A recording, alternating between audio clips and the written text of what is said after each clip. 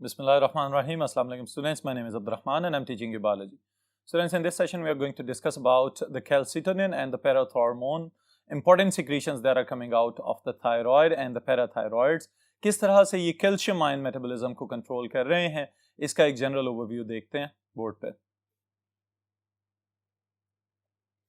जी students, पहले number पे तो ये बात अपने जहन में बिठा लें कि थायराइड ग्लैंड्स जो हैं उनकी अपनी सिक्रीशन सिर्फ थायरॉक्सिन T3 या T4 नहीं है, बल्कि उसके साथ ही साथ they are also secreting the calcitonin. Alright, that's why it is also known as thyrocalcitonin और थायराइड कैल्सिटोनिन।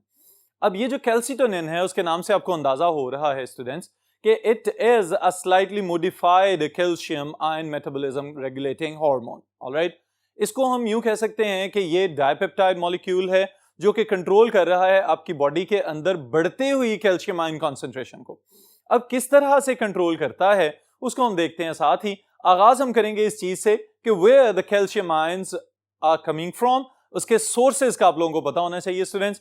और फिर उसके साथ ही साथ आपको यह पता होना चाहिए कि हमारी बॉडी के अंदर कैल्शियम बैंक कहां कहां पे मौजूद है।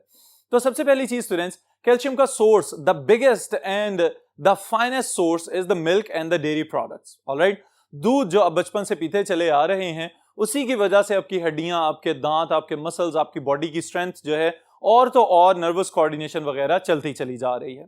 ऑलराइट, तो मेजर सोर्स हमारे पास मिल्क और डेयरी प्रोडक्ट्स हैं। लेकिन उसके साथ ही साथ क्या हर मर्तबा जब हमें कैल्शियम आयंस की जरूरत होती है या कैल्शियम की जरूरत होती है तो हम हर मर्तबा एक ग्लास दूध का पिएंगे और फिर हमारे अंदर एनर्जी आएगी? No, this is not like this. इसके लिए अल्लाह ताला ने आपकी बॉडी के अंदर रिजर्वॉयर्स बना दिए हुए हैं और वो रिजर्वॉयर्स कौन है? बोन्स। ऑलराइट स्टूडेंट्स, जब कभी भी कैल्शियम आयंस की कंसंट्रेशन आपके इनटेक में ज्यादा हो जाए और ब्लड के अंदर इसकी मिकदार बढ़ जाए तो कैल्शियम को हड्डियों के अंदर ले जाया जाता है और स्टोर कर दिया जाता है। और फिर इसी तरह से जब कभी आपका इनटेक कम हो रहा हो और फिर भी बॉडी को जरूरत हो तो हड्डियों से वापस बाहर निकाल के इसको बाहर ले आया जाता है ब्लड के अंदर और अवेलेबल बना दिया जाता है for the physiology of the body. तो इसका मतलब यह है कि कैल्शियम आयंस की जरूरत हर वक्त हमारी बॉडी के अंदर रहती है। तो इनटेक के लिए आप बचपन से सुनते आ रहे हैं और मैं भी यही ताकीद करूंगा कि दूध को अपनी बैलेंस डाइट का या अपनी न्यूट्रिशन का सप्लीमेंट जरूर बना लें। यानी बुनियादी तौर पे ये वो कुदरती सप्लीमेंट है जो आपके बहुत सारे मिनरल्स और आपकी प्रोटीन्स की जरूरियात को पूरा कर सकता है। ऑलराइट स्टूडेंट्स, लेकिन इसके साथ अब अगर हम ये देखें कि कैल्सिटोनिन और पैराथायरॉयड हार्मोन या पैराथॉर्मोन किस तरह से कैल्शियम आयन कॉन्सेंट्रेशन को मेंटेन कर रहे हैं, तो स्टूडेंट्स ये बात जहन में रखिएगा कि इन दोनों हार्मोन्स को मिला के अगर पढ़ा जाए तो आप यूं जहन में बिठाएं कि कैल्शियम की जो होम्योस्टैटिक स्टेट है उसको मेंटेन करने के लिए एक तरफ से कैल्सिटोनिन और दूसरी तरफ से पैराथॉर्मोन मिलके काम कर रहे हैं, जिसकी वजह से हमारी बॉडी के अंदर कैल्शियम आयन की कंसंट्रेशन को एक नैरो रेंज के अंदर ऑलमोस्ट 9 to 10 मिलीग्राम पर 100 ml of the blood maintain करके रखना, ये इसका काम है, जिसे हम 9 to 10 mg% भी कहते हैं। ऑलराइट, तो ये बात आपने अपने जहन में बिठा लेनी है कि इस रेंज को मेंटेन करना इन दोनों हार्मोन्स की ड्यूटी में शामिल है। अगर किसी जगह पे इससे नीचे चले जाएं या इससे ऊपर चली जाए परसेंटेज कैल्शियम की तो दोनों सूरतों में खतरा पैदा हो सकता है। इन खतरात को और इनकी सिक्रीशंस को और इनकी एक्टिवेशन को वन बाय वन जो आप सिलेबस के पॉइंट ऑफ व्यू से याद रखेंगे, इसको देखते हैं स्टूडेंट्स। पहली चीज जो आप यहां पे याद रखेंगे स्टूडेंट्स वो क्या है कि where the calcitonin is release from. Alright, कहां से खारिज किया जा रहा है? जैसे हमने थायरॉक्सिन के मुतालिक तो ये पढ़ा कि जो फॉलिकुलर सेल्स हैं और जो थायराइड के अंदर फॉलिकल्स मौजूद हैं वहां से थायरॉक्सिन की पैदावार हो रही है। तो यहां पे ये बात ज़हन नशीं कर लीजिएगा कि उन्हीं फॉलिकुलर सेल्स या फॉलिकल्स के इर्द गिर्द छोटी छोटी बॉडीज मौजूद हैं जिन्हें हम कहेंगे पैराफॉलिकुलर सेल्स। ऑलराइट, और दूसरा नाम जो आप इनका ज़हन में रखेंगे दैट इज सी सेल्स। इन सेल्स में से खारिज किया जाता है कैल्सिटोनिन। और कैल्सिटोनिन खारिज किसके इन्फ्लुएंस के तहत किया जाएगा? ये भी बहुत ही आसान चीज स्टूडेंट्स, ब्लड के अंदर जो कैल्शियम आयंस की कंसंट्रेशन होगी वहीं से कीमोरिसेप्टर्स मैसेज भेजेंगे डायरेक्टली थायराइड को और थायराइड के अंदर सी सेल्स को कि now we need to suppress और we need to increase the concentration of calcium with in the blood. Alright students, तो ये बात ध्यान में रखिएगा।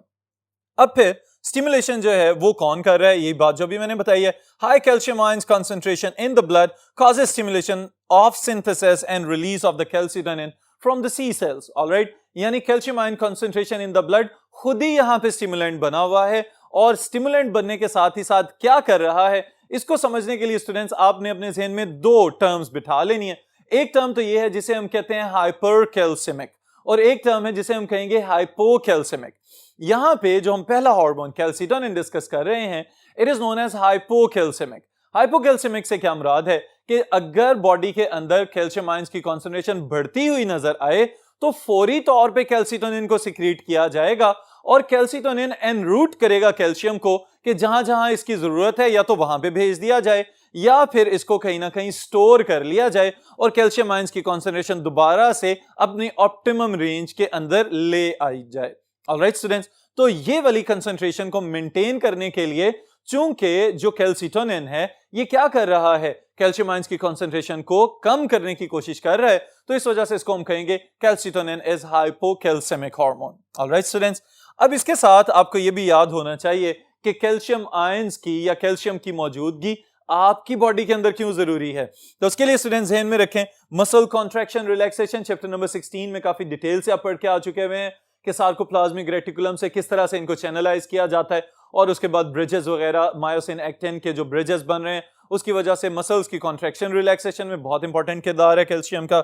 At the same time synaptic transmission, synapse वाले टॉपिक में मैं पढ़ा चुका हूं आपको कि वहां पे भी जो साइनेप्टिक वेसिकल्स हैं उनमें से न्यूरोट्रांसमीटर्स के रिलीज होने का अमल it is dependent on the calcium intake. तो इसका मतलब यह है कि कैल्शियम आयन चैनल्स वगैरह जो हैं अगर वो कैल्शियम्स को इनवर्ड मूव नहीं करते तो साइनेप्टिक वेसिकल्स की जो बर्स्टिंग या रप्चरिंग का अमल है, न्यूरोट्रांसमीटर्स के रिलीज होने का जो अमल है या साइनेप्टिक ट्रांसमिशन का जो अमल है, उसमें भी कोई ना कोई खराबी पैदा हो सकती है।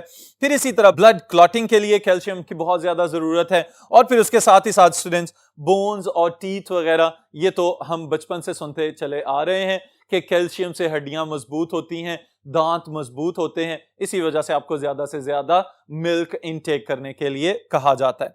फिर उसके साथ ही साथ स्टूडेंट्स अगली चीज जो है वो क्या है कि व्हाई इट इज हाइपोकैल्सिमिक, इसको मैंने अभी एक्सप्लेन किया है। It tries to control the concentration of calcium ions within the blood by decreasing its concentration or by channelizing it to the different sites where it can be utilized as well as it can be stored. All right, so reduces the calcium ion concentration in the blood and low levels of calcium ion suppresses its manufacture.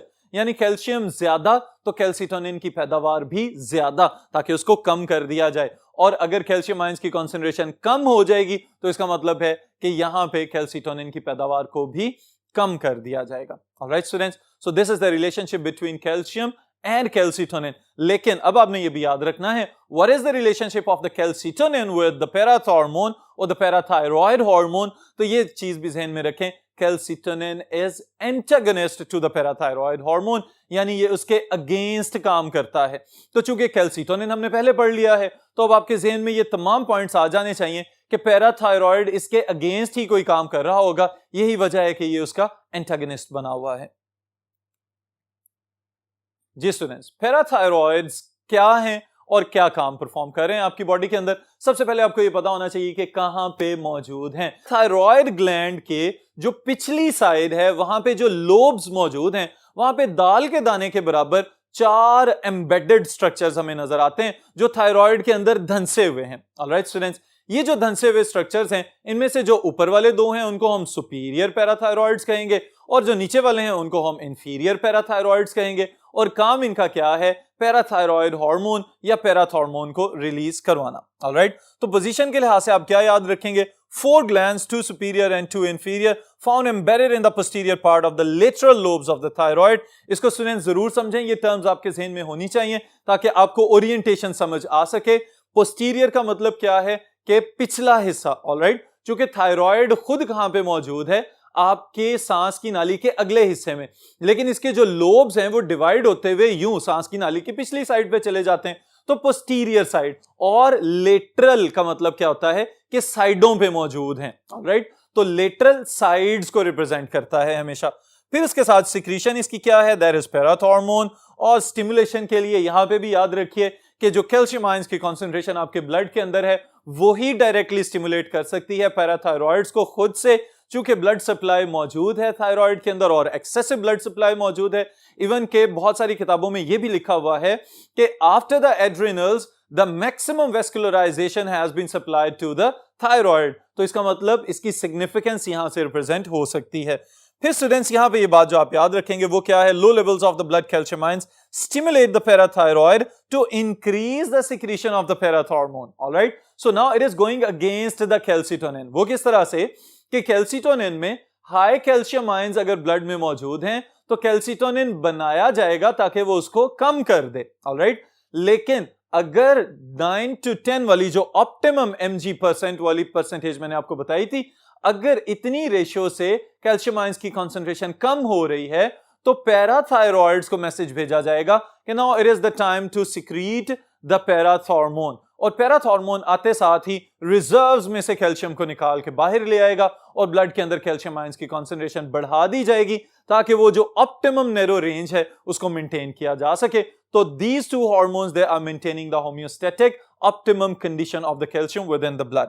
All right, students. So high calcium ion suppresses its release.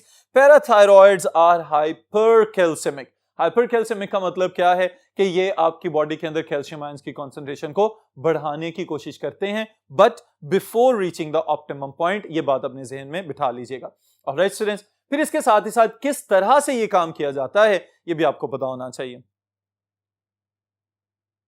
Ji students, किस तरह से इसको हम समझ सकते हैं आसानी के साथ, वो ये है कि पैराथायरॉइड्स या पैराथॉर्मोन की या तो जरूरत से ज्यादा एक्टिविटी, जरूरत से ज्यादा रिलीज हो जाना और फिर काम करना शुरू कर देना, या फिर अंडर एक्टिविटी के जरूरत से कम प्रोड्यूस होना शुरू हो जाए। तो इन दोनों सूरतों में क्या क्या अलामात नजर आ सकती हैं बॉडी के अंदर और फिर क्या क्या नुकसानात खुदा न खासा हो सकते हैं।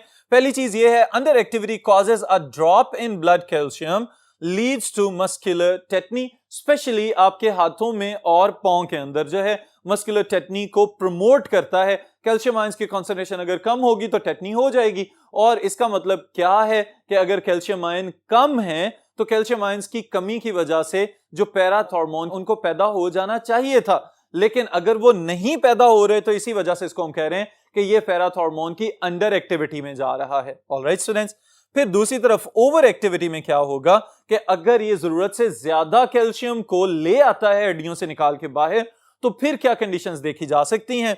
Leads to progressive demineralization of the bones. हड्डियों में से मिनरल्स को निकाल लेने का अमल जो है इसको हम कहते हैं डीमिनरलाइजेशन। और चूंकि हड्डियों की थिनिंग होना शुरू हो जाती है, हड्डियां कमजोर और बारीक होना शुरू हो जाती हैं, तो इस कंडीशन को हम बोन रिजॉर्प्शन भी कह सकते हैं। चैप्टर 16 में आप ये टर्म पढ़ के आ चुके हुए हैं।